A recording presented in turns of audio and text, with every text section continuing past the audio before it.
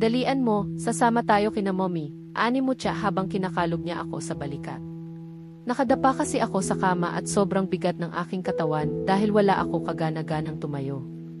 Saan? Walang gana kong tanong habang nakasubsob ang aking mukha sa unan. Sa kabilang bayan, sa mga kaibigan niya. Sa La Patisserie Royale. Masarap daw ang mga pastries doon, excited nitong sabi. Sige, napipilitan kong tugon at saka tumayo. Nakakahiya namang mag-inarte sa imbitasyon ni na Doña Agatha. Problema mo, ani mo siya na nahalata yata na matamlay ako. Tinatamad kasi akong sumama, nakakahiya naman kay tita na wag sumama, tugon ko habang naghahanap ng maisusuot. Mabuburaot ka lang dito, wala kang kasama. Lahat kami pupunta. Si Andrew naman kanina pa umalis. Napakislot ako nang marinig ang pangalan ni Andrew. Saan siya nagpunta? Ewan ko dun. May sarili kasing mundo yun, kaya kapag umaalis yun wala nang nagtatanong. Malamang bumalik na sa ex niya. Hindi na siguro makapaghintay na magpaliwanag sa nobya. Buti pa sila, magkakapaliwanagan na ng totoong nangyari. Ako siguro ang kontrabida sa storya nila. Ang saya-saya and they lived happily ever after. Sa sasakyan ni Namutya ako, sumabay nang magtungo kami sa sinasabi niyang pastry shop. Ang ganda pala sa lugar na to. Akala ko ay simpleng bakery lang. May kalakihan ito at pwede kang mag-dine-in. Pagpasok namin ay todo asikaso agad ang mga tauhan sa pamilya Rufino. Sinalubong din kami agad ng may-ari ng pastry shop na si Mrs. De La Vega daw. Parang si Doña Agatha rin ito, sobrang sosyal. Umorder ako ng kape at pastry na ni hindi ko man lang maalala kung anong tawag dahil tunog French. Maya-maya pa ay isang napakagwapong lalaki ang pumasok sa shop at naglakad papalapit sa amin. Grabe ang gwapo naman ng lalaking yan, parang aparisyon, pasimple kong bulong ko kay Mutya. Para kasing siya yung na-imagine kong bidang lalaki sa mga romance novel. Mas gwapo pa sa Andrew mo, himig panunukso nito. Hindi ko siya sinagot. Ang sabi ko lang ay gwapo. Siyempre sa paningin ko wala nang iba pang mas gagandang lalaki pa kesa kay Andrew. Ayan na pala ang anak kong si Alejandro, nakangiting sabi ni Mrs. De La Vega. Ah, siya siguro yung Alejandro na sinasabi ni Doña Agatha na hasyendero at ipapakilala sa akin. Ay, sasag. Gwapo nga. Mukhang yummy. Sinimulan muling ipakilala ni Doña Agatha sa lalaki ang mga apo nito at si Mutya. Siya si Mutya, asawa ni Drake. Tumayo si Mutya at nakipagkamay sa lalaki, ganun din ang lalaki. Mukhang gentleman naman ito. Finally, nakilala ko na rin ang babaeng bumihag sa puso ng mailap na si Drake. Nakangiting sabi nito at tumingin kay Drake. Tumayo si Drake at nakipagkamay sa lalaki at nagkumustahan. Sa usapan pa lang nila ay halatang matagal nang magkakilala ang mga ito. Nang naupo si Drake ay sumulyap sa akin itong si Alejandro, kaya nagsalita si Doña Agatha. She's Christina D.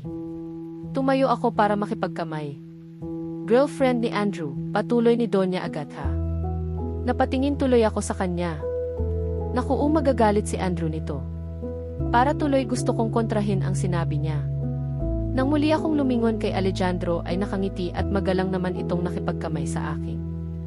Ang sarap sanang pagmasdan ng kagwapuhan nito pero mas napapatingin ako kay Doña Agatha dahil sa kung paano niya ako ipinakilala. Habang nakikipagkamay ako sa kanya ay nakita ko ang papalapit na si Andrew na hindi ko napansing nakapasok na pala ng shop. Akala ko ay umalis na ito ng Laguna. Nang maupo ako ay sina Alejandro at Andrew naman ang nagpa-chat. Pagkatapos ay naupo na agad si Andrew sa tabi ko. Nakakaramdam na tuloy ako ng hiya ngayon dito. Kahapon lang ay napaka-romantic ng mga nagaganap sa amin. Ngayon ay hindi ko na alam kung paano ko siya pakikitunguhan ngayon na bumalik na siya sa normal. Hanggang sa magpaalam na ang pamilya Rufino ay tahimik lang itong nakaupo sa tabi ko. Binuhat ko agad si Baby Kyle bago kami lumabas hanggang sa makarating kami sa sasakyan ni Drake.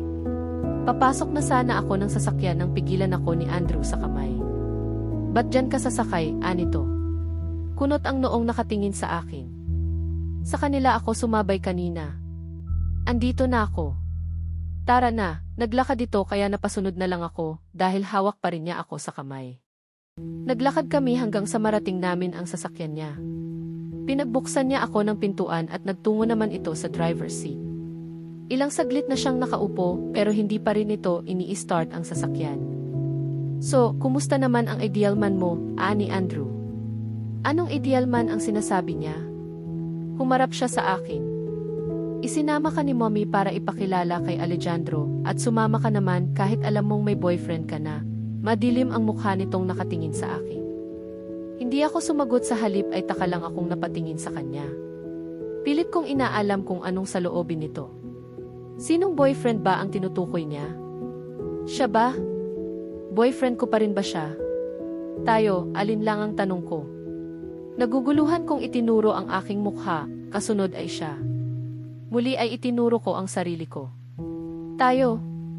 Ikaw, boyfriend ko, pagsisiguro ko kung tama nga ang aking pagkakaintindi. Gumuhit ang linya sa mga noo nito na parang ito naman ang nagtataka dahil sa sinabi ko. Humugot ito ng hangin bago mapaklang natawa. Are you kidding me? So, anong laro mo naman ngayon? Kunyari nakalimot ka at hindi mo na maalala ang kasunduan natin kahapon para makaiwas ka. Isa lang naman ang kasunduan namin. Ibig bang sabihin? Humarap siya sa akin. Isinandal niya ang isang balikat sa upuan habang nakahalukip-kip ang mga braso sa dibdib. Paano ba yan? In love pa rin ako sa'yo. Ibig sabihin officially tayo na, anito na nakaangat ang magkabilang sulok ng labi. Ibig mo sabihin hindi gumana yung T. Tumawa ng malakas si Andrew. Hindi naman totoo yung mga gayuma. Ang tanda mo na, nagpapaniwala ka pa rin sa mga ganyan. Nurse ka pa naman, anitong malawak ang ngiti. Akala ko umalis ka na dahil pupuntahan mo si Dra. Natalia, dahil nawala na yung spell, medyo alangan pa rin ako. Kumunot ang noo ni Andrew. Bakit ko naman siya pupuntahan, takang tanong nito. Narinig ko kasing kausap mo siya sa telepono, sabi mo pa di ka na makapaghintay na magpunta dun. Parang nag-isip pa si Andrew pagkatapos kong magsalita, pagkway natawa ulit. Kinukulit kasi ako ng mga kaklase namin na umattend ng high school reunion. Tumawag siya kanina para tanungin kung attend daw ba ako. Wala talaga akong balak pumunta, boring dun, pero sabi nila pwede naman daw magsama ng date, kaya pumayag na rin ako at isasama kita. Paliwanag nito. Ganun pa man ay nag-aalinlangan pa rin ako. Saan ka nagpunta kanina? Sa kani hindi mo nga ako kinakausap kanina sa bahay. Anong hindi kinakausap? Ikaw nga itong iwas na iwas ang tingin sa akin. Ni hindi mo ako tinapunan ng tingin kahit good morning wala. Akala ko may tupak ka na naman. Tapos sinabihan mo pa ako kagabi na wag akong clingy sa'yo kapag kaharap sila, hindi makapaniwalang sabi nito. Dumukwang ito sa backseat na tila may inaabot. Pagharap niya ay may hawak na itong baukwet ng bulaklak. Para sa'yo. Unang araw natin bilang mag-boyfriend kaya umalis muna ako para ibili ka niyan. Hindi na ako nagpaalam, may surprise bang nagpapaalam? Napanganga na lang ako at walang salita na lumabas agad. Totoo ba talaga ito? Alinlangan kong tinanggap ang bulaklak. Agad naman inilapit ni Andrew ang kanyang mukha sa akin at para halikan ako. Pinigilan ko siya sa dibdib at inilayo ko ang aking mukha. Andrew, baka naman hindi palang gumagana yung... Hindi ko ininom yung kapeng ibinigay mo sa akin, putol ni Andrew sa sasabihin ko. Namilog ang mga mata ko sa sinabi niya. Totoo man o hindi ang gayuma, hindi na importante yun. Didn't even drink it to begin with, anito at muling tinangka na halikan ako, ngunit itinulak ko ulit siya. Sa oras na ito, nasa issue pa rin ang gayuma ang utak ko. Pero sabi ni Liesel ibinigay daw niya sa'yo yung kape, nais ko talagang makatiyak kung talagang hindi nga niya yun ininom. May ibinigay siya sa akin pero hindi ko naman nainom dahil aksidenteng natabig ko kaya natapon lahat. Sigurado ka, pagsisiguro ko pa. Nga, nakukulitan ng anito. Bakit hindi mo agad sinabi sa akin kahapon para hindi ko na ginawa yung orasyon, tanong ko. Tumawa lang ulit ito. Dahil nakakatawa yung mga pinaggagawa mo, para kang bata. Hindi ko akalaing naniniwala ka pa rin sa mga ganun. Isa pa, gusto kong makipagkasundo sa'yo para tayo na, anito pa. Bakit? Hindi ko na naituloy pa ang sasabihin ko nang siilin niya ako ng halik. Sa sandaling ito, tila huminto ang oras. Napapikit ako at walang pag-aalinlangan na tinanggap ang kanyang halik. Nang maghiwalay ang aming mga labi, hindi kaagad ako dumilat. Nais ko pang namnamin ang halik na yon, hindi ako makapaniwala sa nangyayari. Nang magmulat ako, nakita ko ang malalim na titig ni Andrew.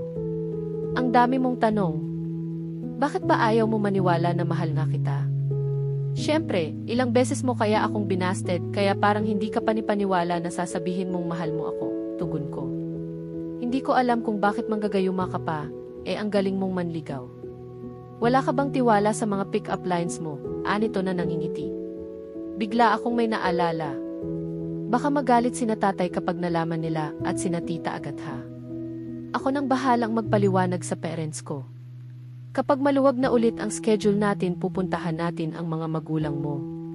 Sa mga sinabi nito, lahat ng takot at pag-aalinlangan ko ay biglang nawala.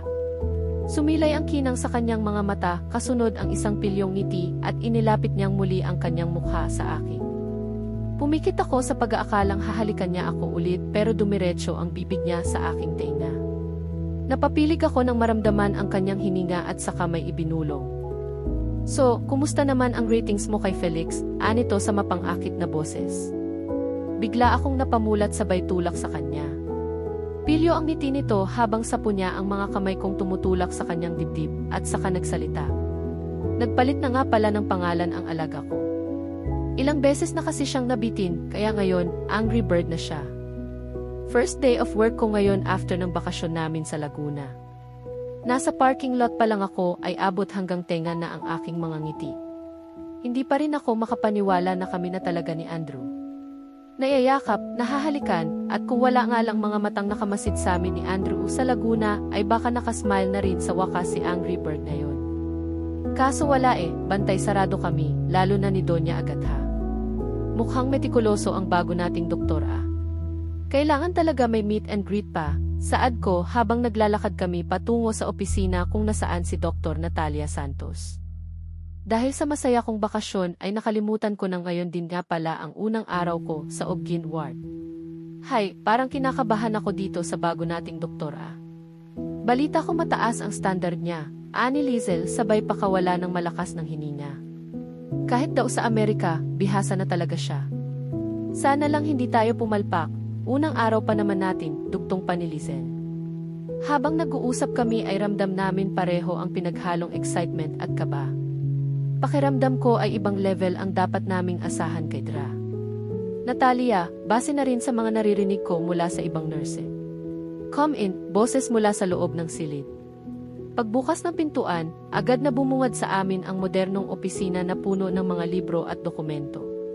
Ang wall niya ay maraming kasabit na mga awards and achievements. Nakaupo si Dra. Natalia sa kanyang table, mukhang abala ito sa pagbabasa. Tumingin ito sa amin at bahagyang umiti, ngunit may halong formalidad. Good morning. I suppose you are the fresh graduates who are set to assist me. Lizel and Christina Wright, anito na sa akin nakatingin. Yes po, Dra. Santos. Ako po si Lizel, siya naman po si Christina. Si Lizel ang nagsasalita ngunit sa akin siya nakatingin. Kaya nagsalita na rin ako. Good morning po, Dr. Santos. Natutuwa po kami na makatrabaho kayo, wika ko sa mababang tono. That's interesting. I was just reviewing your resume and it stated that you attended a small school in the province. Is a hope both of you are ready for my expectations. Mahinahon pero professional ang tono ng boses ni Dra. Natalia. Yes po, doktora. Excited na nga po kaming matuto at mag-improve, si Lizel ang sumagot. That's good to hear. This morning, we're going to visit newly born patients. I want to see how you will interact and take care of them and make sure you'll follow all the instructions. Anang doktora at tumayo mula sa kanyang mesa. Yes po ma'am, tugon ko. Tumigil sa paglalakad ang doktora. Pumihit ito at nilingon ako. It's Dra. Santos, not ma'am. I've worked hard for that title. Didn't go through med school forte, ma'am or to be called anything less, malumanay ngunit may diin sa mga salita nito. Sorry po, Dra. Santos, pagtatama ko. Naglakad itong mula. Kami naman ni Lizel ay tahimik na nakasunod sa kanya, papunta sa silid ng mga pasyente. Habang naglalakad, ay nagsisimula na rin akong makaramdam ng matinding kaba. Kung bakit ay hindi ko alam.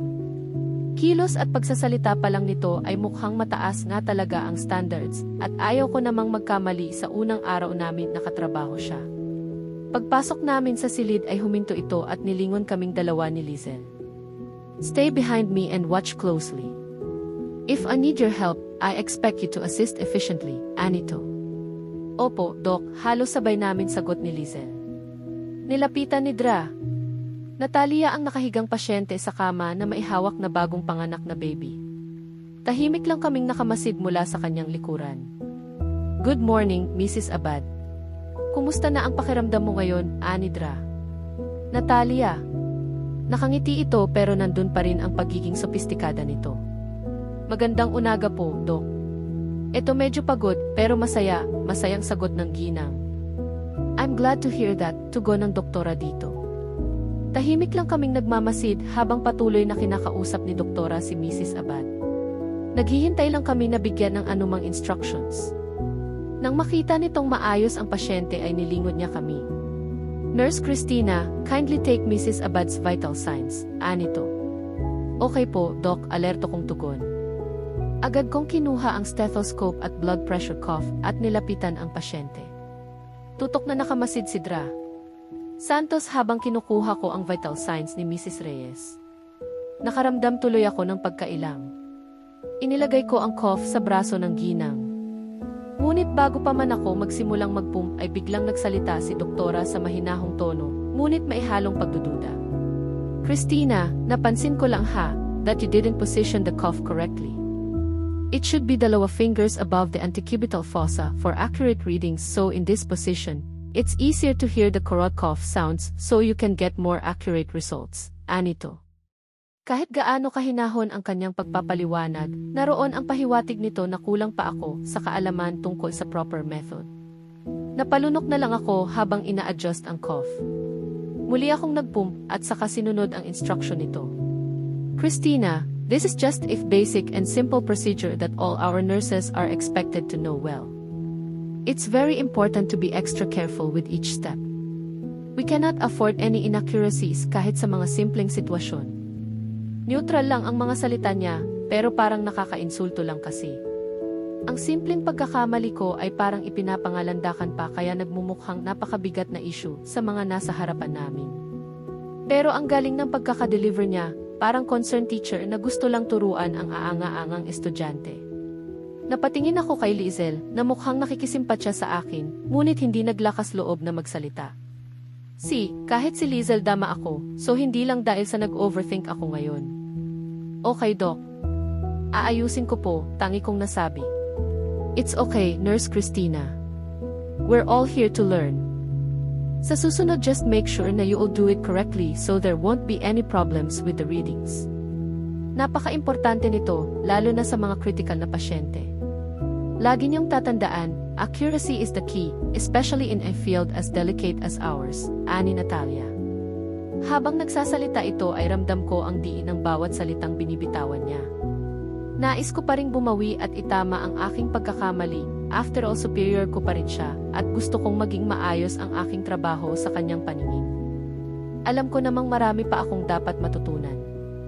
Matapos kong makuha ang readings, ipinakita ko kay doktora ang resulta. Doc, ito na po yung blood pressure at heart rate ng pasyente. Tiningnan niya ito at saka tumango at muling tumingin sa akin. Good, now, make sure to accurately document and closely monitor the patient. Ilang sandali pa ay tumayo ito at muling hinarap ang pasyente. Mrs. Abad, everything looks good, magpahinga ka lang ng maayos and follow our postnatal care instructions. Pagkatapos ay nilingon niya kami ni Lizel. Let's proceed to our next patient. Tahimik lang kaming sumunod ni Lizel sa kanya, patungo sa silid ng kasunod na pasyente. Napakabigat ng aking bawat hakbang dahil parang ito na yata ang pinaka-nerve-wracking experience ko mula nang magtrabaho ako, wala pa nga kami sa operating room. Palagi rin naman akong nasisita ng ibang doktor at senior nurses dati. Kung tutuusin ay mas malaki pa nga ang mga nagawa kong pagkakamali noong sila ang kasama ko, pero ngayon lang ako nakaramdam na parang ang tindi ng aking nagawa. Hindi ko tuloy mapigilang mag-isip ng kung ano-ano. Bakit parang ang simpleng pagkakamali ko ay ginagawang big deal ni Dra? Natalia, Iba kasi ang dating ng pagkakasabi niya. Iba talaga ang pagkakadeliver niya. Hindi kaya pinipersonal lang niya ako dahil ako ang nababalitang girlfriend ni Andrew. Hindi man ako kasing talino niya, hindi naman ako ganun kamanhid para hindi maramdaman ang tensyon at awkwardness sa pagitan naming dalawa sa una pa lang. Sana lang talaga ay mali ako nang iniisip. Mabigat ang loob kong lumabas ng locker room para umuwi na. Nakita ko si Andrew na inaabangan ako sa labas ng pintuan. Ang pogi talaga ng boyfriend ko. No ba yan, kinikilig pa rin ako. After 5 long years pag-aari ko na ang Yomi na to, parang nabawasan kahit paano ang bigat sa dibdib ko. Out na ko, una na ko sa'yo, nakangiti kong paalam sa kanya. Alam ko kasing may trabaho pa ito. Ikukuha na kita na taxi. Mamaya pa ang labas ko, alok niya sa akin. Mag-jeep na lang ako, hindi naman ako nagmamadali, tanggi ko. Hinawakan niya ang aking kamay at pinisil. May problema ba? Tanong nito. Gariun ba ako ka-transparent nakangiti na nga ako or ganun niya ako kakilala? Binato ko siya ng pairap na tingin. Yang sweetheart mo kasi, pinag-iinitan yata ako. Kaliit-liitang bagay pinupuna sa akin, may masabi lang, sagot ko. Nagsalubong ang mga kilay ni Andrew. Anong sweetheart? Anitong nagtataka. Sino pa ba di si Dra? Natalia, sagot ko. Mas lalo pang nagsalubong ang kilay ni Andrew. Could you please stop that? We have nothing to do with each other, mariing sabi nito habang tumititig ng diretso sa aking mga mata. Napalunok ako nang nakita ang reaksyon ni Andrew. Medyo insensitive yata yung nasabi ko. Sorry, nagsisisi kong tugon. Lumamlam ang tingin ni Andrew sa akin. Naramdaman ko ang pagpisil niya sa aking palad. Anong nangyari? Napabuntong hininga ako bago sumagot. Nagkamali kasi ako sa pagkuha ng vital signs ng pasyente sa harapan ni Doktora Natalia. Nakakahiya talaga. Basic procedure di ko pa nagawa ng tama. Huwag mo masyadong iniisip yun. Lahat ng nurse at doktor nagkakamali, lalo na sa umpisa. Isipin mo na lang na it's part of learning process, malambing nitong sabi. Biglang kumislap ang mga mata ni Andrew. Kung gusto mo, practice tayo. Para next time, confident ka nang magagawa mo ng tama. Talaga, sasamahan mo ko. Para saan pa at naging doktor ang boyfriend mo? Niyaya niya ako papunta sa isang bakanting examination room. Hindi ko naman kailangan yon pero sumama pa rin ako dahil gusto ko rin siyang makasama. Nang makapasok kami ay agad akong sumalampak ng upo sa silya. Bigla ko na namang naalala ang nangyari. Sa totoo lang hindi ito ang unang beses na sinita ako ng isang doktor pero never ako nakaramdam ng ganito. Iba lang talaga ang approach at pagkakadeliver ni Dra. Natalia kanina. Napatingin ako kay Andrew at hindi ko maiwasang pasadahan ang tingin ang kabuuan niya. Ang gwapo niya talaga napapaisip tuloy ako. Sigurado ka bang malinaw sa kanya na wala na Q? Baka naman kaya niya ako pinag-iinitan dahil sa'yo. Saad ko habang sinusundan siya ng tingin sa pagtulak nito ng mobile blood pressure monitor stand palapit sa akin. Hinila nito ang isa pang silya at naupo sa tapat ko. Sumilay ang ngiti sa mga labi nito. Init naman ang ulo nito. Nagsiselos ka lang nakangiting nito. Malay ko ba kung nabitin siya sa halik mo nung isang araw, pahaging ko. Nagsiselos pa rin kasi ako kapag naaalala yung nakita ko sa opisina niya na magkasama sila. Huminto si Andrew sa kanyang ginagawa. Tumingin siya ng diretso sa aking mga mata at saka huminga ng malalim. Dinukot nito ang kanyang cellphone. Parang may hinahanap ito at pagkway iniharap sa akin ang kanyang telepono. May ipinakita siya sa aking video. Sa video ay makikita na nakatayo si Andrew sa may bintana ng kanyang opisina. Pumasok si Dra. Natalia. Parang nagulat pa si Andrew nang makita ang doktora. Sandali silang nag-usap. Kumulo ang dugo ko nang makitang tinangkang halikan ni Natalia si Andrew. Ngunit parang may sinabi si Andrew sa kanya, kaya hindi ito tumuloy. Sa eksenang yun ay siya namang pagpasok ko at mabilis din akong umalis at sinundan naman ako ni Andrew. Matapos kong mapanood yun ay saka ko lang naintindihan na mali pala ang paratang ko sa kanya. Napatingin ako kay Andrew na kanina pa pala ako pinagmamasdan.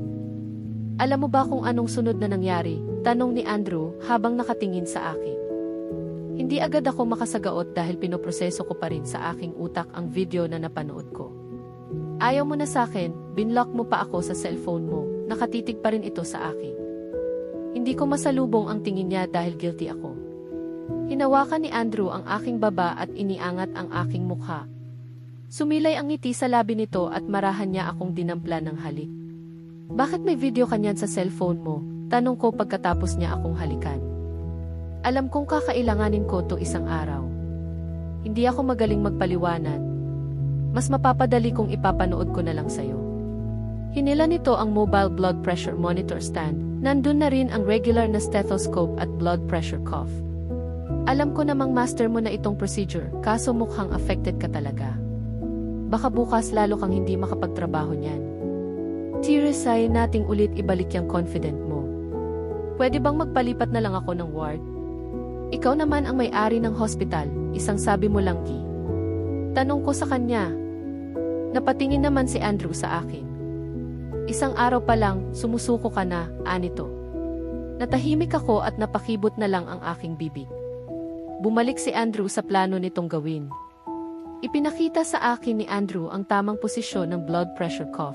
Ganon din ang tamang paraan ng paghawak ng stethoscope. Pati na rin kung paano basahin ng tama ang mga resulta ng readings. Hindi naman bago sa akin lahat ng yon dahil napaka-basic lang naman nun. Minsan lang talaga ay nagkakamali ang tao. Ganun pa man ay aminado ako na hindi yun katwiran dahil kapakanan ng pasyente ang nakataya. Pero basta, iba talaga kutob ko sa bruhang Natalia na yun. Para tuloy first day ko ngayon sa college, dahil tinuturuan pa rin ako ni Andrew ng pinaka-basic na trabaho ng isang nurse na kahit 12 years old na bata ay kayang-kayang gawin. Kainis, nakaka-offend. Nang matapos ay tatayo na sana ako nang pigilan ako ni Andrew. Sandali, nagpapa-annual check-up ka ba? Suriin ko nga yung health status mo, anito. Hindi naman ako sumagot dahil hindi pa kasi ako nagkakapagpa-check up ngayong taon. Naghintay lang ako habang ini-adjust ni Andrew ang earpieces sa kanyang tenga. Ang diaphragm na isang malaking pabilog na bahagi ng stethoscope ay ipinosisyon niya sa gitna ng aking dibdib, tahimik niya itong pinakikinggan. Inhale-exhale, ilang beses niyang sinabi. Iniba niya ang posisyon ng diaphragm, ngayon ay nakapatong na sa aking kaliwang dibdib. Inikot-ikot niya ito sa ibabaw ng dibdib ko. Napakunot ang aking noo at napatingin sa seryoso niya mukha. Naramdaman ko na lang ang mga daliri nito na siyang naglulumikot sa palibot ng aking dibdib at may papisil-pisil pa itong nalalaman, kaya hinampas ko ang kanyang kamay. Manyak ka! Kunyari ka pang nagtuturo, kamanyakan lang pala ang binabalak mo. Maluwang ang ngiting inalis ni Andrew ang stethoscope at ibinalik sa stand. Pwede ba akong matulog mamaya sa kondo mo? Tanong nito at tumingin sa akin ng malagkit. Alam ko kung anong nais nitong ipahiwatig. Kinikilig si Kifei pero di ako nagpahalata. Bawal nga diba, nangako tayo kay tita agad ha. Labas sa ilong na napatawa si Andrew habang inaayos ang mga medical tools. Hindi ako nangako, nag-assume lang siya, anito. Tumayo ulit ako at namiyawang. Saka diba sabi ko sa'yo dati nung iniisnab-isnab mo ko, kapag ikaw na in love sa akin at minanyak mo ako, hindi kita pagbibigyan, nakataas pa ang aking kilay. Hindi talaga, ani Andrew sabay tayo at bigla akong hinapit sa biwang, halos magdikit ang aming mga mukha. Itinulak ko siya ngunit mas lalo niya akong hinapit. Lumayo ka nga, nasa trabaho tayo, pigil ko sa kanya, kahit pa ang totoo ay gustong-gusto ko naman ang kanyang ginagawa. Nakikiliti talaga ako dahil kapag hinahawakan niya sa aking bewang ay tinatamaan ang aking tadyang kaya naman tawa ako na tawa. Malakas talaga ang kiliti ko dun. Mas lalo pa niya akong hinahapit kaya mas lalo ko pa siyang itinutulak sa dibdib nito. Inilapit niya ang kanyang mukha sa akin at akmang hahalikan ako. Biglang bumukas ang pintuan kaya pareho kaming napatigil ni Andrew, sabay lingon sa kung sino ang pumasok. Si Natalia. Maging siya ay natigilan sa naabutan niyang eksena namin ni Andrew, na hanggang ngayon ay nakapulupot pa rin ang kamay sa aking bewang at nakatuon naman ang aking mga karnay sa malapad na dibdib ni Andrew. Oh, meron pala kayong masayang pinag-uusapan dito, anito na maihalong pagka-sarcastic. We just had a brief session about vital signs, kaswal na tugon ni Andrew. Your intention is good, but as the head ng Obgyn Ward, sana lang ay maiwasan natin ang pagiging masyadong personal sa oras ng trabaho, lalo na ward na hawak ko. Paninita nito, ngunit nananatiling propesyonal ang tono ng boses. Mabilis niya akong tinapunan ng tingin na may kakaibigang kahulugan. Excuse me, anito pa at lumabas na ng silid. Napaismid naman ako. Iwasan daw ang pagiging masyadong personal, siya nga itong nagtangkang tumuka kay Andrew. Itinulak ko si Andrew kaya ngayon pa lang kami kumala sa isa't isa. Ayan, hindi mo kasi inilulugar yung kamanyakan mo, nakita tuloy tayo ng ibang tao. Angil ko sa kanya, ngunit deep inside ay nagdiriwang ang aking puso. Buong araw nga akong ini-stress ng mahaderang ex ni Andrew pero at the of the day, uwi pala akong tagumpay. Kinapakapa ko ang aking ulo na parang may hinahanap sa aking buhok. Napakunot noo at nagtatakang tumingin sa akin si Andrew. Anong ginagawa mo? Takang tanong nito. Inaayos ko lang yung hairpin ko, baka kasi mahulog yung corona ko eh. Kita ko ang pagtataka sa kanyang mukha dahil hindi nito naintindihan ang aking sinabi. Napangiti na lang ako at lumakad palabas ng pintuan. San ka pupunta? Tanong ni Andrew. Binalingan ko siya at muli akong nagsalita. San pa? Di uwi na. Tara na may nanalo na. Kinabukasan, 4 kaming nurse na naatasang dumalo sa case discussion na pamumunuan ni Dra. Natalia na gaganapin dito sa conference room. May 3 pang-OBGYN doctors na narito din ngayon. May mga doktor mula sa iba't ibang espesyalisasyon, chief nursing officer, hospital administrator at iba pang mga empleyado ng hospital. Ang diskusyon ay para sa kaso ng isang pasyente na kailan lang ang nakakaranas ng seryosong complication pagkatapos ng panganganak. Si Dra. Natalia ang nagpapaliwanag ng kaso ng pasyente. Kaming mga nurse naman ay tahimik na nakikinig. Ang pasyenteng pinag-uusapan ay nakakaranas ng postpartum infection na may mataas na lagnat at abnormal results sa mga test, kaya't kinakailangan ang isang comprehensive review ng case nito upang matukoy ang pinakaangkop na procedure para sa paggamot. Ang goal ng discussion na ito ay para magpalitan ng iba't ibang opinyon at recommendation mula sa mga experts at namamalakad sa hospital, upang tiyakin na ang lahat ng aspek ng kondisyon ng pasyente ay nasuri ng mabuti at para mapanatili na rin ang pinakamagandang kalidad ng pangangalaga. Habang nagdidiscuss si Dra. Natalia, lahat ng mga tao na nasa silid ay binabasa ang records at monitor ng pasyente. Hindi ko alam kung anong ginagawa ko sa lugar na ito at kung bakit sa dinami-rami ng nurse ay ako pa talaga ang pinapunta rito. Basta pagdating ko sa trabaho ay ipinatawag na agad ako para dumalo rito. Mga senior nurse ang 3 kasama ko na hindi ko naman masyadong kilala. Habang tahimik na nakikinig at binabasa ang record ng pasyente, ay nahagip ng aking mga mata ang pagpasok ni Andrew sa loob ng conference room. Kasali pala siya. Hindi ko alam kung nakita niya ba ako dahil nasa may bandang sulok at nasa likuran kami. Naupo ito sa unahan sa tabi ng ibang doktor. Hindi nakawala sa paningin ko ang paghabol ni tingi ni Natalia dito at umaliwalas pa ang mukha ng babae. Nurse Christina, do you have opinion about this observation, Anidra? Natalia. Hindi agad ako nakapagsalita. Ako ba talaga ang tinatanong niya? Ako pa talaga sa dinami-rami ng tao dito. Akala ko ay magte-take lang ako ng notes. At bakit kung kailan narito pa si Andrew sa kanya ako naisipang tanungin? Nakakahiya tuloy sa boyfriend ko kung mali ang isasagot ko. Nurse Christina, muling nagsalita si Dra. Natalia. Siniko naman ako ng nurse na katabi ko. Kaya napapitlag ako. Alinlangan akong tumayo. Buti na lang at binasa ko ang record at halos kapareho din ito ng isang kaso sa Batangas nung nag-uod pa lang ako, kaya medyo may idea na rin ako kahit paano.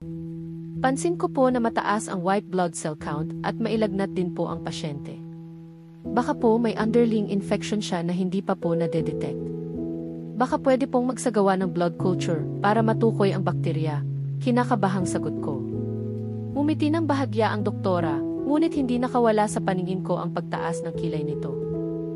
Nurse Christina, medyo napakabigat naman yata ng suggestion mo. Ang blood culture, hindi yan basta-basta ginagawa dahil lang mataas ang white count. In this case, mas kailangan nating pagtuunan ng pansin ang immediate recovery ng pasyente mula sa postpartum complications, hindi agad ang infection. Yes po, pero iniisip ko lang po na baka Mabilis siyang sumingit at nagsalita ng may otoridad. Nurse Christina, naiintindihan ko ang iyong concern, pero may mas malalim na clinical judgment ang kailangan dito. Hayaan mong ako na ang mag-decide sa mga ganyang bagay. Napatungo na lang ako at bahagyang napahiya. Opo, Dra. Santos, tangi kong naisagot. Habang nag-uusap ang iba pang mga doktor, muli niya akong binalingan. Yung mga ganitong suggestions, kahit pa maganda ang intention, it's smart to avoid if you're unsure. Pwedeng makadagdag lang ito sa unnecessary procedures na pahirap sa pasyente. Dapat alam din natin ang ating mga limitations bilang mga nurse, ani Dra. Natalia at napaka-professional ng pagsasalita nito. Matalino ang dating. Umupo na ako na pahiyang-pahiya. Bakit nagtanong pa siya kung di naman pala niya tatanggapin ang sagot ko? Nakaramdam ako ng panliliit habang abala ang mga ito sa pagbabasa ng report. Wala lang sana yun kung kami lang dalawa ang naririto, ngunit may ibang nakakarinig, lalo na at andun si Andrew. Siguradong kitang-kita niya kung gaano kalaki ang agwat ni Natalia sa akin, na sobrang lamang sa napakaraming bagay.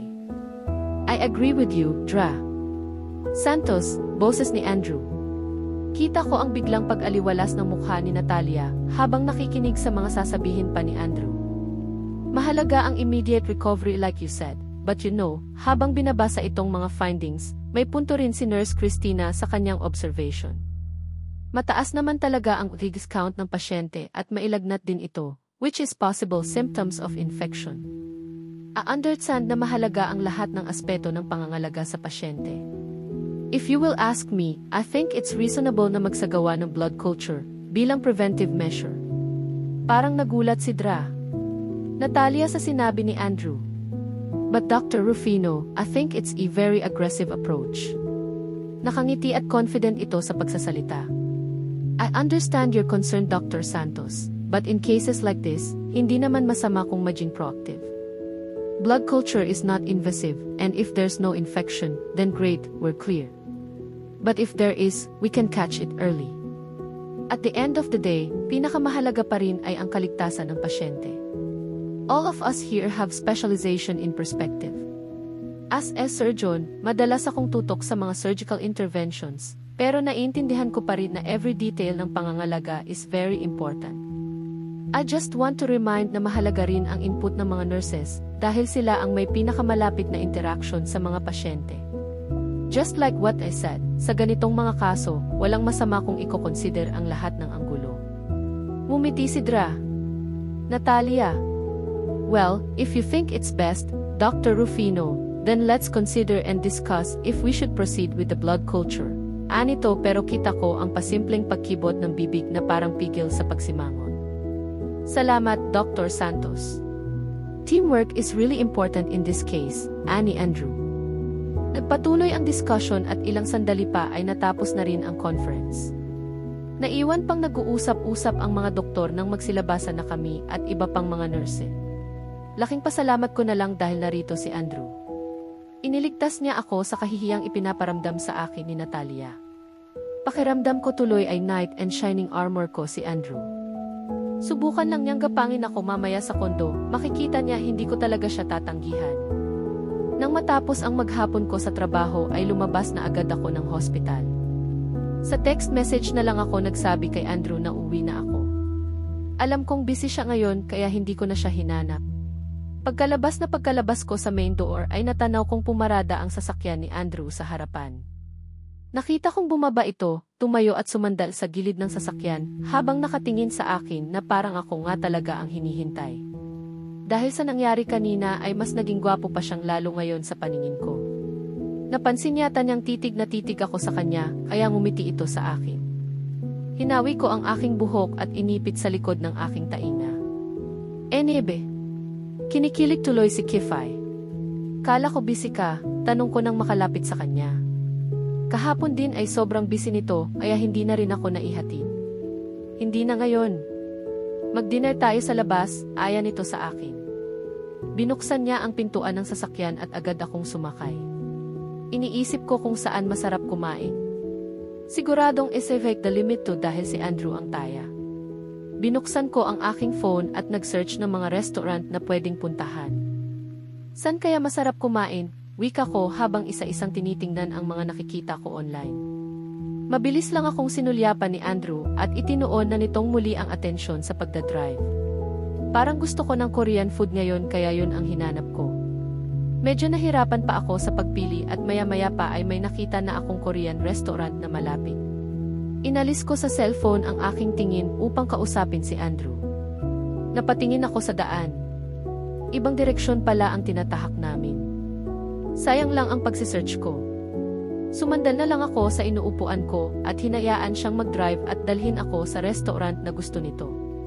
Akala ko ay kakain kami malapit sa tinutuluyan ko dahil natatanaw ko na ang condominium building, ngunit dire-diretso, papasok sa parking garage ng condominium ang sasakyan ni Andrew.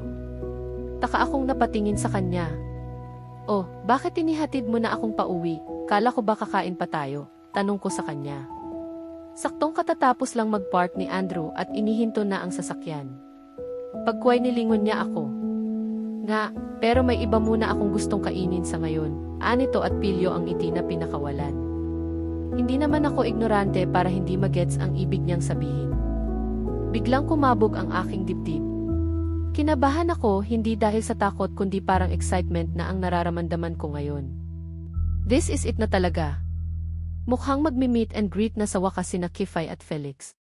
Finally, malapit na ring mag-smile si Angry Bird. Mabilis na nakababa si Andrew at hindi pa man ako nakakababa ay nauna na itong pagbuksan ako. Nang makababa ako ay maaliwalas na mukha ni Andrew ang sumalubong sa akin. Mukhang excited na rin siyang kagaya ko. Hinawakan niya ako at napasunod na lang nang mabilis itong naglakad hanggang sa makarating kami sa loob ng elevator. Kaming dalawa lang sa loob. Nang magsara ang pintuan ay kinabig niya ako sa bewang at hinahalik-halikan sa gilid ng aking ulo. Hindi naman ako tumutol at hinayaan ko lang siya dahil gustong-gusto ko rin naman ang ginagawa niya. Tumigil lang ito nang magbukas ang pinto. Muli niya akong hinawakan sa kamay at nagmamadaling maglakad patungo sa unit. Nasa labas pa lang kami ng pintuan ay hinapit na niya ang katawan ko at mabilis na siniil ng halik, ramdam ko ang kasabikan sa kanyang mga labi. Sa unang pagkakataon ay gumanti na rin ako. Ilang beses na rin naman niya akong hinahalikan kaya nagagamay ko na kung paano siya humalik kaya nakakasabay na rin ako sa kanyang ginagawa. Habang hinahalikan ako ay kinakapan niya ang pintuan upang buksan gamit ang kanyang fingerprints. Nagtagumpay naman siyang mabuksan yun kahit pareho kaming pikit habang ninanamnam namin ang labi ng isa't isa. Hindi niya nilubayan ang aking labi hanggang sa makapasok kami sa loob. Sinipa nito ang pintuan upang isara at marahas niya akong isinandal sa likuran ng pintong yun. Ikinawit ko ang aking mga kamay sa kanyang bato. Naririnig ko pa ang pag-ungol niya kaya mas lalo akong nadala. Hindi na ako nagreklamo nang ipasok na naman niya ang dila sa loob ng aking bibig. Nang tangkain niyang laruin ang dila ko ay nagpaubaya ako kahit paano higupin niya ito. Nakipag-espadahan na rin ako sa kanya. Dahil sa ilang beses na naudlot ang aming pagniniig noong mga nakaraang araw, kaya siguro pareho kami ngayong sabik na sabik sa isa't isa. Lalo na si Andrew. Pakiramdam ko ay para siyang mabangis na hayop na hindi na makapaghintay na kainin ang kanyang biktima. Hindi magkamayaw ang mga kamay nito sa paghagod sa aking likod at bato. Sabik na sabik pa rin ang mga halik nito habang pabaling-baling ang kanyang mukha. Mabilis na gumapang ang labi nito sa aking panga at huminto sa aking leg. Naramdaman ko ang mariing pagsipsip nito sa aking balat, medyo nakakakiliti kaya napamulat ako. Laking gulat ko na lang nang makita ang dalawang tao na nakatayo na pinapanood kami. Mabilis kong naitulak ng malakas ni Andrew. Muntik pa itong ma-off balance sa lakas ng pagkakatulak ko. Nagtataka itong napatingin sa akin. Mas lalo pa itong nagtaka nang makita ang reaksyon kong parang nakakita ng multo. Dahan-dahan niyang nilingon ang direksyon na tinitingnan ko. Laking gulat niya nang makita si Doña Agatha, at ang isa pa nitong kasama na nakatayo malapit sa amin na nanlalaki ang mga mata at parang naestatwa sa kinatatayuan nila. Parang gusto kong kainin na lang ako ng lupa sa mga oras na to. Ito na yata ang pinaka-nakakahiyang pangyayari sa buong buhay ko. Mas nakakahiya pa ito kaysa sa nangyari sa Liliw nung tumunog ang fire alarm. I knew it. Alam kong mangyayari ito kaya nagdala ako ng kasama ni Tintin dito sa kondo. Mahinahon man ngunit matalim ang tono ng boses ni Doña Agatha. Napatingin ako sa kanya kasunod ay sa kasama nitong babae na nasa 40 na siguro. What? Gulat na nasabi ni Andrew. Mula ngayon, dito na si Linda. Sasamahan niya dito si Tintin para. No, malakas na sambit ni Andrew. Pareho kami ni Donya Agatha na nagulat sa reaksyon ni Andrew. You can't do that, protesta nito. Hilaw na napatawa ang kanyang ina. Bakit ikaw itong nagrereklamo hindi naman ikaw ang nakatira dito? Nakataas ang kilay na tanong ng nito. Hindi naman nakasagot si Andrew. Ilang minuto rin kaming tinalakan ni Donya Agatha bago ito nagpa siyang umalis. Bago ito lumabas ay nilapitan muna niya ako at may ibinulong. Ayokong mapahiya sa mga magulang mo. Last warning ko na ito, mahinahong ngunit malaman ang kanyang pagkakasabi. Hiyang-hiya at marahan akong napatango. Tuluyan nang umalis ang Donya. Iniwan nito si Aling Linda na ngayon ay nagpupunas ng lamesa sa kusina kahit malinis naman yun. Halatang-halata na minamatyagan kami ni Andrew. Pagkasara ng pinto ay nagkatinginan kami ni Andrew. Pareho kaming napangiti at sabay pang napatawa. Nakakatawa naman kasi lagi na lang kaming butata. Umiiling-iling ito ngunit nakangiting lumapit sa akin. Sa susunod, paplanuhin ko na talaga. Yung wala nang makakapigil sa atin kahit lumindol pa, mahina nitong sabi. Inilapit niya ang kanyang bibig sa aking tenga. I'm gonna make sure it's an experience you'll never forget. Anito habang ang labi ay sumasayad pa sa aking tainga, kaya napapilig ako habang gumagapang ang kilabot sa aking buong katawan. Lumayo din naman agad ito at dinukot ang kanyang cellphone. Narinig kong umuorder na ito ng pagkain. Nang matapos makipag-usap sa telepono ay nilingon niya ako. Umorder na ako ng pagkain, dito na lang tayo kumain. Uwi din agad ako pagkatapos, anito. Sige, magpapalit lang ako ng damit, paalam ko at agad akong nagtungo sa silid. Pambahay na shorts at sando ang aking isinuot. Paglabas ko ng silid ay nakita ko si Andrew na nakahiga sa sofa. Nakahalukip-kip ang mga braso nito at mukhang nakatulog na yata. Ang gwapo talaga at kung wala lang ibang tao ay baka tumalon na akong sa ibabaw nito. Nilapitan ko si Aling Linda at hindi ko magawang tumingin ng diretsyo. Kilala ko siya, isa siya sa mga kasambahay sa mansyon ni Donya Agatha. Pasensya na po kayo kanina sa nakita nyo, nahihiya kong sabi dito. Wala yon, hindi naman kita masisisi, napakagwapo naman kasi nito. Babaerong pangit nga may mga nahuhumaling, si Doc pa kaya nagwapo na mabait pa si. Anito. Mahina akong natawa sa sinabi niya. Pero alam mo na siguro kung bakit ako pinadala rito ni Donya Agatha, nangingiting sabi nito. Pinamulahan ako ng mukha dahil sa sinabi niya. Sinulyapan ko Andrew, hindi ko na inabala ang kanyang pamamahinga, nagising na lang ito dahil sa tunog ng doorbell. Dumating na ang pagkain namin. Matapos naming kumain ay nagpaalam na rin agad si Andrew. Ginawaran niya ako ng isang mainit at matamis na halik. Itutulak ko sana siya dahil alam kong nakamasid si Aling Linda. Hayaan mo siya para halik lang naman. Hindi to makakabuntis, anito at itinuloy ang paghalik bago tuluyang umalis. Officially ay kami na nga ni Andrew. Hindi ko na siya itinatanggi kapag may nagtanong sa hospital tungkol sa totoong relasyon naming dalawa. Siguro naman ay hindi magagalit sina tatay kung malalaman nila ang tungkol sa amin dahil simula nang mahuli kami ni Donya Agatha sa kondo ay hindi na nasundan ang landian naming dalawa. Mabuti na lang din at busy si Andrew nitong mga nakaraang araw dahil sa trabaho at negosyo kaya wala itong panahong lumandi. Mas kampante ang loob ko dahil alam kong wala kaming ginagawang kababalaghan. Ngayon lang nabakante ang oras ni Andrew, pero nakaschedule naman itong umattend ng high school reunion nila at isinama niya ako. Parang ang ayaw ko pang sumama dahil siguradong magkikita kami sa reunion ni Natalia. Halos araw-araw ko na nga siyang nakikita, pati ba naman sa pahingang oras ko makikita ko pa rin siya. Nakaka-stress siyang kasama, kagaya ng dati, kaliit-liitang bagay ay napupunan nito na hindi naman niya ginagawa sa iba. Pinapalampas ko na lang yun hanggat harmless ang mga ginagawa niya. Simpleng casual dress lang ang isinuot ko dahil ang sabi ni Andrew ay hindi naman daw formal ang theme ng reunion na gaganapin sa isang restaurant. Sinundo ako ni Andrew sa kondo at sabay na kaming nagtungo sa venue. Sa tantya ko ay mahigit 30 din ang mga dumalo dahil kasama ng iba ang kanilang mga asawa at mga kasintahan kagaya naming dalawa ni Andrew. Ipinakilala niya akong girlfriend sa mga kabatch niya. Finally, may ipinakilala ka na ring girlfriend, bati ng isa sa mga lalaking naroroon. Mukhang friendly naman ang mga kaibigan nitong lalaki, ganon din ang mga kapartner nila. Yung mga kabatch lang niyang mga babae ang medyo nakataas ang kilay nang ipakilala ako ni Andrew sa kanila. Pansin ko rin na mas marami sa mga kabatch nilang babae ang single kesa sa mga lalaki. Maya-maya pa ay naagaw ang pansin ng lahat na naroroon dahil sa bagong dating na babae, si Natalia. Napakaganda nito sa suot nitong damit na napaka-sexy pero elegante pa rin. Para siyang modelo habang naglalakad papalapit sa amin. Kitang-kita ko sa mga mata lalo na ng mga lalaki ang paghanga sa magandang doktora.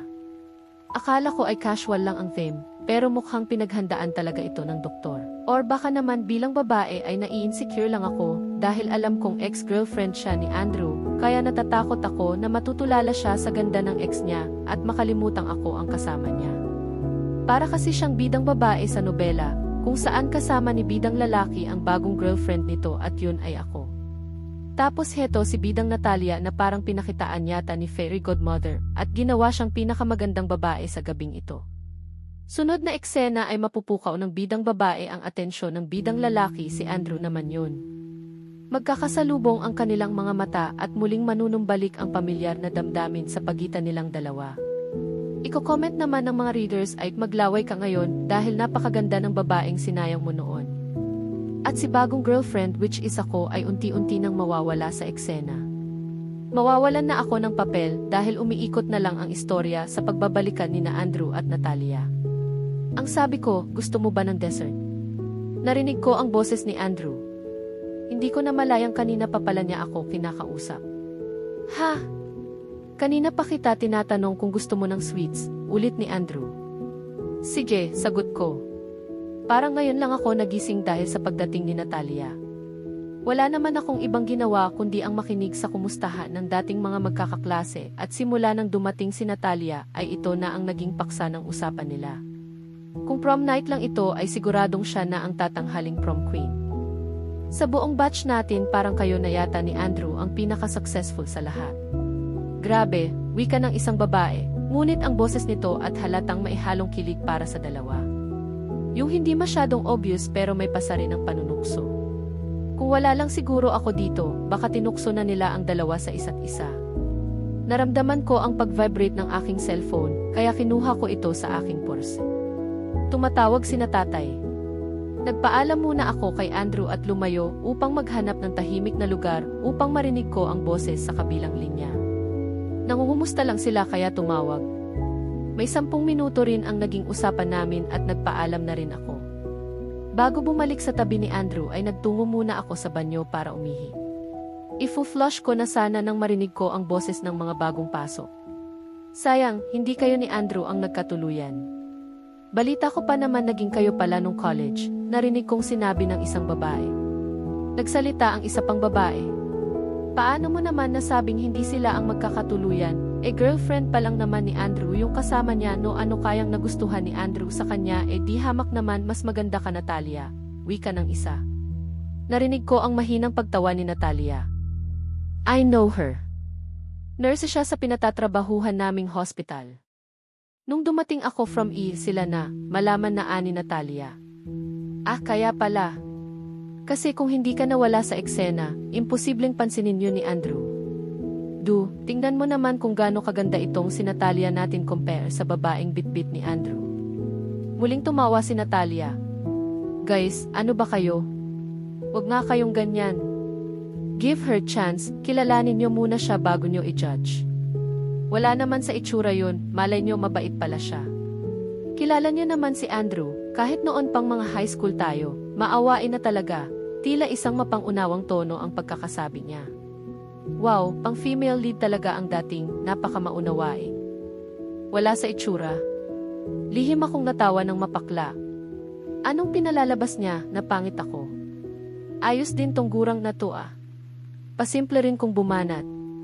Ilang sandali pa ay naglabasan na rin silang lahat at nang alam kong nakalayo na sila ay saka ako lumabas ng cubicle.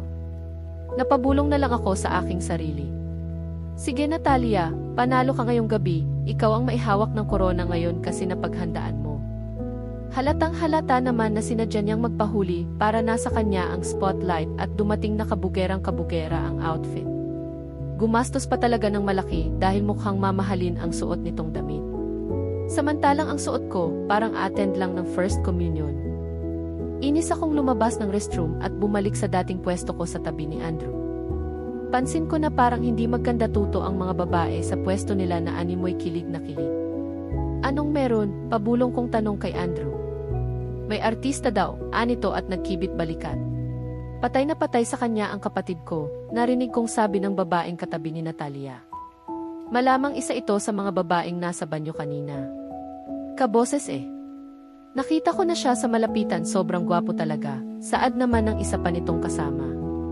Naputol ang usapan tungkol sa celebrity nang magsalita ang kabatch nilang lalaki na kadarating lang. Ngayon ko lang nalaman na magkatrabaho pala kayo. So doktor din pala si Natalia sa hospital nyo, anitong nakatingin kay Andrew. Yes, she's our new doctor, tugon ni Andrew. Wow! Magkatrabaho kayo. Galing, impressed na sabi nito. Humigop muna ng wine si Natalia at saka nagsalita. Actually, kaming tatlo ng girlfriend niya. We're all working in the same hospital, anito. Lumingon ang lalaki sa akin, nagulat na gulat. Doktor ka rin? Ang bata mo namang doktor, anito. Sasagot pa sana ako pero naunahan ako ni Natalia. Oh! No, isa siya sa mga nurses na hawak ko, anito na pinasopistikada pa ang pagsasalita. Wow! Ako pa talaga ang ginamit para magmukha siyang magaling. Nakaka-impress naman itong si Natalia, hindi ka magpapahuli kahit sa mga lalaki, puri ng isang babae na nakaupo malapit sa kanya. Naputol ang usapan nang biglang umugong ang bulungan sa loob ng restaurant. Isang grupo ang natanaw naming padaan malapit sa amin. Siya na yan, sana pwedeng magpa-picture, kilig na sabi ng isa sa mga asawa ng kabatch ni Andrew. Lahat ng babae ay nagsipaglabasan ng kani-kanilang cellphone.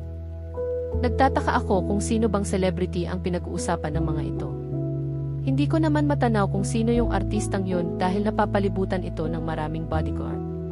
Nakontento na lang ang mga ito na kunan ng picture ang artista sa malayo, kahit hindi naman namin halos makita dahil natatakluban ito hanggang sa lampasan kami. Sayang, blur yung kuha ko, ang layo pa, nang hihinayang na wika ng nasa harapan ko. Ilang saglit pa ay muling bumalik ng grupo ng celebrity. Huminto ito sa tapat ng table namin. Malapit sa pwesto ni Natalia. Tumingin ako kay Andrew. Sino ba yun? Tanong ko sa kanya. Hindi pa nakakasagot si Andrew ay may narinig na akong malakas na boses ng lalaki na tumawag sa pangalan ko. Tin! Nilingon ko ang direksyon ng taong tumawag sa akin. Gumilid ang bodyguards upang bigyan daan ang lalaking tumawag sa akin, si Jer. Ah, siya pala ang sinasabi nilang celebrity. Napatayo ako nang makita siya. Mabilis itong lumapit sa akin. Nagulat ako nang agad niya akong yakapin. Kumalas din naman agad ito. Tin, anong ginagawa mo rito sa Manila? Masayang sabi nito. Dito na ako nagtatrabaho, masayang tugon ko, hindi ako makapaniwalang dito pa kami magkikita. Sumingit ang isa sa mga babae. Magkakilala kayo, tanong nito. Tumawa at nagkamot ng ulo si Jen. Isa ako sa binasted ni Tintin, pabirong sagot nito. Half-truth naman talaga ang sinabi niya. Totoong nanligaw siya pero hindi naman ganun kaseryoso kasi mga bata pa lang kami noon. Nanligaw siya nung first year college kami sa Batangas, noong Jejemon days pa nito. Hindi pa ito ganung kagwapo noon, ubod pa ng baduy. Barkada ko siya, dahil sa biruan ay nanligaw siya sa akin pero binasted ko rin. Ganun pa man ay magkaibigan pa rin kami pagkatapos. Pinagtatawanan na lang namin ang pagkabasted nito. Mga bata pa kasi kami noon at hindi pa kami mga seryoso sa buhay. Balita ko ay nag-transfer ito sa Manila nung sumunod na taon. Nagulat na lang ako na nag-artista na ito at sikat na at sobrang gwapo na ngayon. Grabe ang glow up nito. Pinasadahan ako ng tingin ni Jared habang maluwang pa rin ang pagkakangiti. Hindi ka pa rin nagbabago Tin, ang ganda mo pa rin, anito at halata ang excitement sa boses nito kagaya kung paano kami dati mag-usap bilang magkaibigan. Napangiti naman ako sa sinabi niya. Sinong kasama mo? Tanong nito. Nilingon ko si Andrew at hinawakan siya sa braso. Boyfriend ko, nakangiti kong sagot. Saglit na natigilan si Jared. Ganun ba? Anito sa mababang boses at hinarap si Andrew, halos magkasing tangkad lang silang dalawa. Inilahad nito ang kamay at saka umiti. Nice meeting you, swerte mo ikaw pala ang naging boyfriend ni Tintin, wika nito kay Andrew. Nakipagkamay naman si Andrew sa lalaki at tipid na tumango. Jared, pwede bang magpa-picture sa'yo ang mga kasama ko? Pakiusap ko sa kanya. Napahinto ito nang mapansing kanina pa nakamasid at nakikinig ang mga nasa paligid namin. Sure, anito at saka ngumiti. Tuwang-tuwang naglapitan ang mga kasamahan kong babae sa kanya at isa-isa silang nagpa-picture dito. Magili na nagpaalam si Jared sa aming lahat. Tin, message mo ko kapag nag-break kayo, malakas nitong sabi noong medyo nakalayo na. Alam kong biro lang yun. Ganon kaming magbiruan noon, kapag may kadate ang isa sa mga kabarkada namin, hindi pwedeng hindi aalaskahin o ipapahiya. Tipikal na biruan at alaskahan ng mga magkakaibigan.